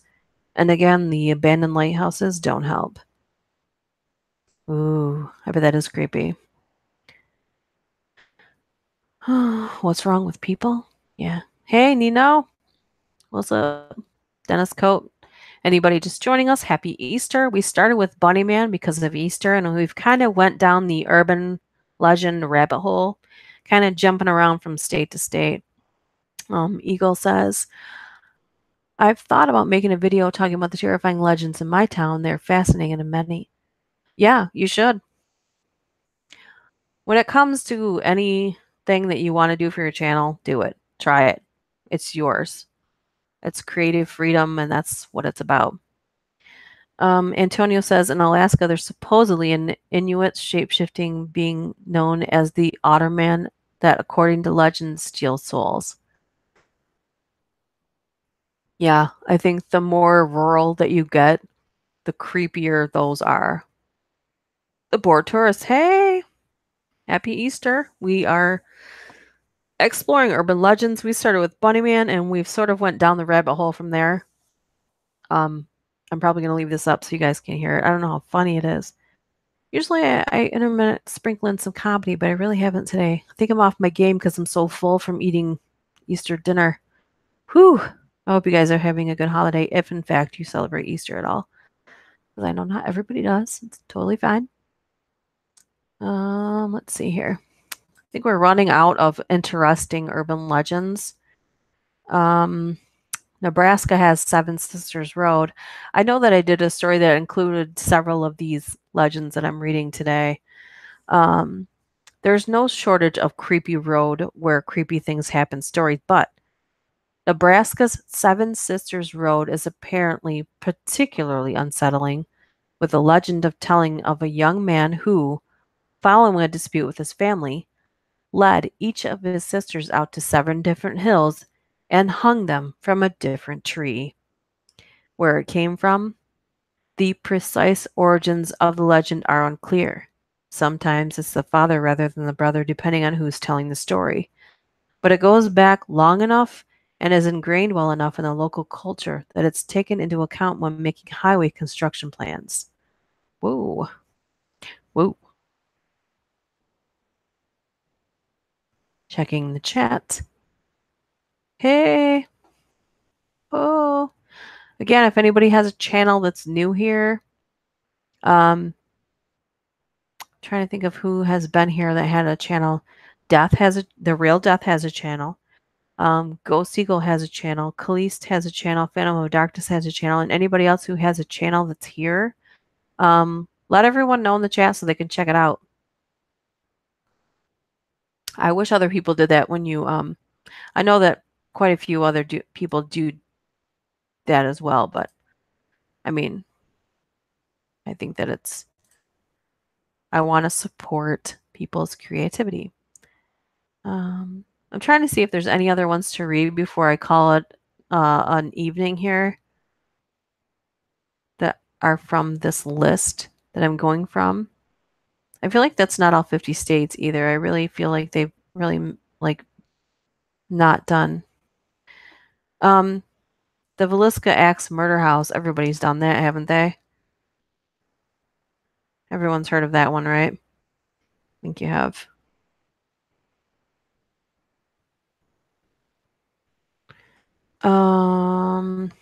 Indiana has Diana of the Dunes. Along the shores of Lake Michigan, fishermen, vacationers, and other passers-by have reported sightings of Diana, a ghostly nude female apparition floating around the shoreline and eventually disappearing into the water without a trace. Where it came from, fishermen first started reporting the sightings of a woman skinny dipping in the waters off Indiana's Lake Michigan coastline in 1916. And that's because Alice Gray, the source of the Diana legend, was still very much alive at that point. The exact circumstances that caused her to live a reclusive life in a lakeside shack aren't entirely clear, but the years that followed saw her marry a man who later became a murder suspect and then die an early death, allegedly from uremic poisoning. Her ghostly presence has been a subject of local lore ever since. Oh, that's not good. Just going to go up here. I don't think I've done Georgia yet. I'm going to check the chat and see if there's any requests. Nino has a channel. Ghost Eagle, you've been a very strong supporter, so it's not a big deal. Yes. Real Death says, wait, Naked Ghost Road Trip. Antonio says, one urban legend, face-to-face encounters from Georgia near the mountains and caves of Appalachia are ghostly white-colored half-human, half-bat beings. Wow. I mean, anything in New Jersey. Let's check out New Jersey. I don't think I've done that one yet. Anyone can correct me if I'm wrong. But I don't think I did New Jersey yet. I think I tried. I looked at it, but it wasn't anything. The Watcher. Okay. Let's be real. The average New Jersey Devils fanboy is scarier than the obviously bullshit legend of the Jersey Devil. And The Watcher, a legend that creeped its way to viral fame in 2015, is like a David Fincher movie breathed into horrifying life. If you don't know the details, in the summer of 2015, a young family moved into a multi-million-dollar house in Westfield, New Jersey. Soon after, they started getting letters signed by someone only IDing themselves as the Watcher, claiming it was his duty to watch over the house, while also spouting crazy lines like, "Do you need to fill the house with young blood?" I requested. And "Who has the bedroom facing the street?" Holy shit. Where it came from? Is this a prank based off a weirdly accepted local legend? A media hoax? A way to drive down real estate prices? It's impossible to know, but I feel very weird, and somebody is still sending letters to the inhabitants of the house. The debate and skepticism still burn into the creepiest corners of the internet, and while it's a fairly new legend, it's probably one of the scariest entries in this list, no matter what you believe. Now, I have watched a actual news show about this, and the theory is that the new occupants of that supposed house were sending the letters to themselves so that they could get out of the mountain of debt that they created for themselves. But that's just one viewpoint of that. Just popped in to say, thank you, Harry, you too. Heard of the story from another channel. Heard what now? Heard what story? Green Man, Pennsylvania. We're just going state to state on the list that's got one focused per state, because really you could really take a state and just go to town on that. North Carolina has the Beast of Bladdenboro. Because it's largely, possibly, vampiric cat beast that might also be part bear and will brutally murder you and your pets or livestock, and maybe you when you aren't looking. Oh, okay.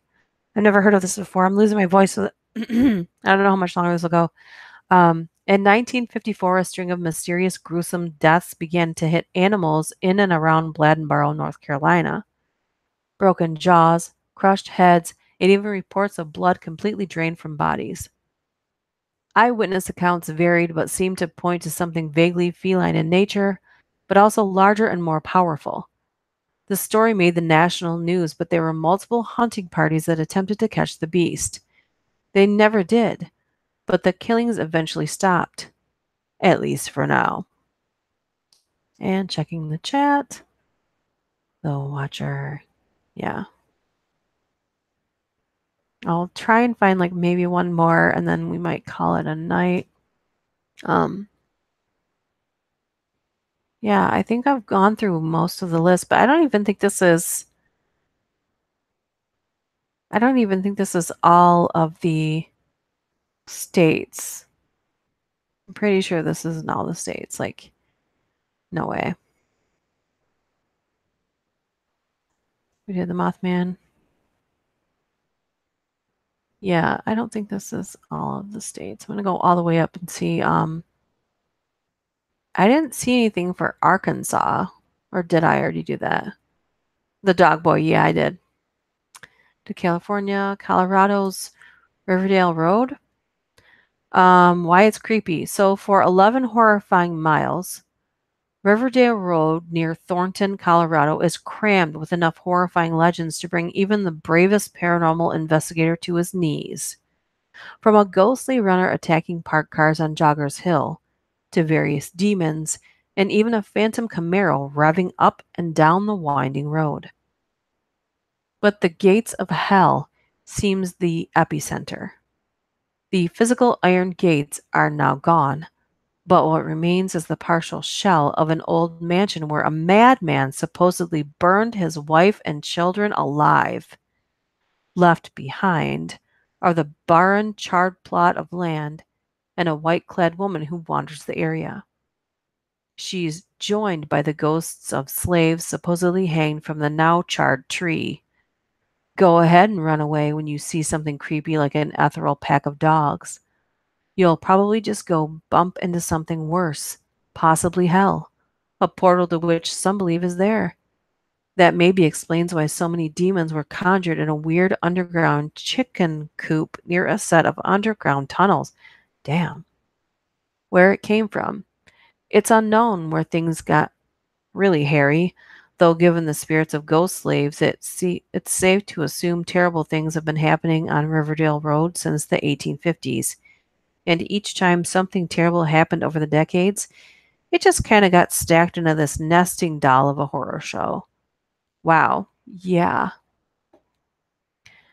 Antonio says in New York City, there's supposedly the super rats as large as cats, more vicious, more predatory, more pack-like, seen by the homeless in the dark areas of New York City. Which, I don't know, wouldn't that make being homeless on the streets like virtually impossible? For anyone joining us, happy Easter. We started with Bunny Man and have went down the rabbit hole of urban legends. Since people come and go, I can't really tell who's coming and going. I'm just going to stop by Connecticut through this journey that we're traveling on here. And their focused urban legend is Dudleytown. Often cited as a dark vortex, rumor has it that any visitor that steals an artifact from Dudleytown will have a curse put on them and their family. Dudleytown Forest visitors report seeing just about every kind of paranormal phenomenon you can think of. People describe an unnerving lack of wildlife in the area, as well as floating orbs of light and sinister wolf-like black shadows, murmurs, and disembodied voices, as well as a feeling of general dread. Add on the fact that there's a mysterious group called the Dark Forest Association that polices the grounds with militant force, and you've got yourself a serious case of what the hell is really going on here. Where this came from. The curse of the ill-fated Dudleys began back in jolly old England, where Edmund Dudley was beheaded for conspiring against King Henry VII. This treacherous act apparently unleashed a curse on the rest of the Dudley clan, which emigrated from Guildford, England to Cornwall, Connecticut in 1748. They helped establish a community centered around the town's then thriving iron industry before a series of untimely disasters befell the family. These calamities included a series of mysterious deaths, which in turn inspired madness and suicide among the Dudleys, several of whom disappeared into the woods never to be seen again. The remaining residents very sensibly ditched the town, which has been abandoned ever since. Wow. Did not know that. That's my new thing I learned today.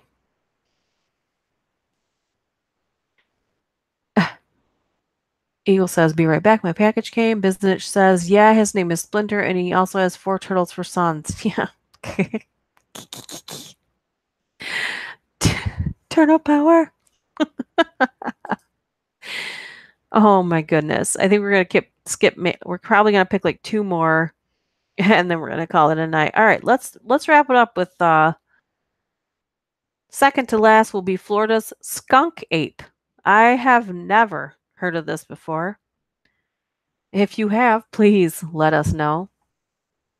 The Everglades are filled with an array of terrifying creatures, man-eating alligators, man-eating snakes, men-eating roadkill. However, that's funny, one human-like figure has been spotted enough times to warrant elevated levels of concern. The skunk ape. A relative of Bigfoot, a fully grown skunk ape stands anywhere from 5 to 7 feet tall and weighs approximately 450 pounds. They can be detected by a horrific odor, no shit, that's been described as sun-baked animal carcass and rotting garbage. They mostly eat berries and small animals, but from time to time they've been known to ravage farms and tear wild boars to shreds. Recently, a skunk ape HQ has popped up in the Everglades, where you can book tours out into the swamp or reserve a spot on a hunting expedition to finally prove the hairy beast is real once and for all. I don't think I'd do that because I never knew it was a thing at all in the first place. Where it came from, no one can say for sure, but because its lineage can be traced back to Bigfoot, many believe it migrated south from the mountains and found refuge in the swamplands, an environment safe from humans with ample sustenance and room to roam. Others believe it's just lore, a tale pioneers created in order to scare people off their lands and preserve the wilderness. Whatever you believe, should you find yourself camping in the Everglades and you smell something foul, take caution. It could be the skunk ape. Dun dun dun. That's why we love her. Oh, wait. She keeps saying 1 or 2 and then she keeps going. Yeah, if I saw something funny, I'll just do it. Let's see. I haven't done Georgia yet. The Curse of Lake Lanier. The massive man-made lake of north of Atlanta, is unnerving on multiple fronts. with a reputation for tragic and sometimes mysterious deaths from a disproportionately high frequency of boating accidents and drownings to unexplained homicides. A construction crew discovered a skeleton of a woman who disappeared in 1958, still trapped in her car at the bottom of the lake more than 30 years later. And since then, people have reported sightings of a ghostly female figure on the lake's waters. There are even reports of malevolent catfish. Let me repeat that. Malevolent catfish lurking on the bottom that are large enough to swallow a dog or even drown a diver. Where it came from. There were numerous issues with the construction of the lake, not the least of which included the displacement of families, businesses, and even cemeteries occupying the land the Army Corps of Engineers sought to develop. The vestiges of some of these structures still have a ghostly presence at the bottom of the lake, which some point to as a source of Lanier's haunted reputation. Others point to the simple water plus alcohol equals accidents, formula to explain the tragedies. Lanier is a notorious party lake. But, as noted above, many of the deaths go beyond simple boating accidents, leading some to believe there's something more sinister at work. Dum, dum, dum. Checking the chat. This is still going on? Yeah, we're still here, Element. Yeah. It's like you come back just to see if it ended, so you could be disappointed. Just kidding. All right. I was just going to see if there's any more, and then I'm just going to call it a night. Let's see. That one. That one. We'll wrap it up with this one on Kentucky, and theirs is the Witch Girl of Pilot's Knob. Just looking at the pictures of young Mary Evelyn Ford's grave feels a bit unnerving, with a series of interlocking white crosses forming a fence around a pit of gravel and bars appearing unnaturally bent in some places. Then, okay, let me get the pictures while we're talking about this here. So we're talking about a gravesite. Oh. I'll just share this with you guys so you can see it really quickly. If you guys can see it, then you'll be able to see this picture they're talking about that are unnaturally bent. But I mean, I can't tell how tall that is. And yeah, they are bent all over the place in weird areas. That does make it look creepy. I don't know why you would bury anyone like that. I know that when they were afraid of grave robbers, you'll see older graves with bars over the top, which make it look very, very creepy, like back when they were afraid that people would come back to life. But that's not what it was. They were trying to keep people from grave robbing. But since these bars aren't over the top of this, I don't really understand what I'm looking at here. So basically, it kind of looks like a grave-shaped fence, but it doesn't really explain why they have that there. Okay.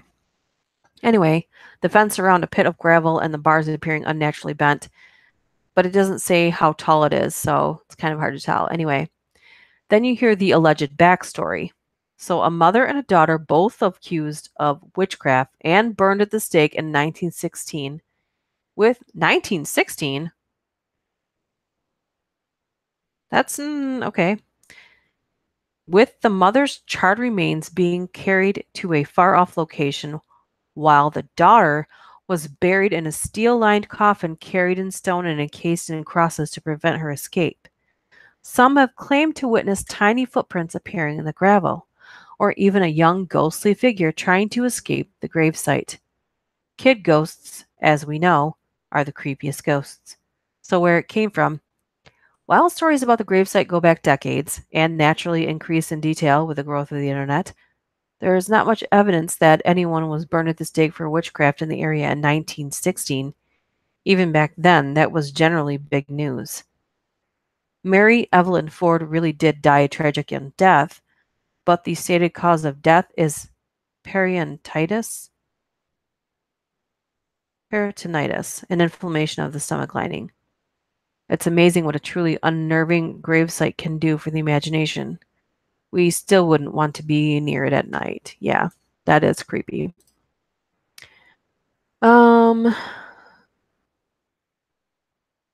Yeah, still here, the fam. That last story would be about the immortal. Was really, please do more stories like that. About the immortal? Oh, the last story I did for the channel, the Immortality's Gift? Is that what you mean, Element? Sort of like a deep existential look at death? No pun there, death. You're literally right above Element in the chat. That's hilarious.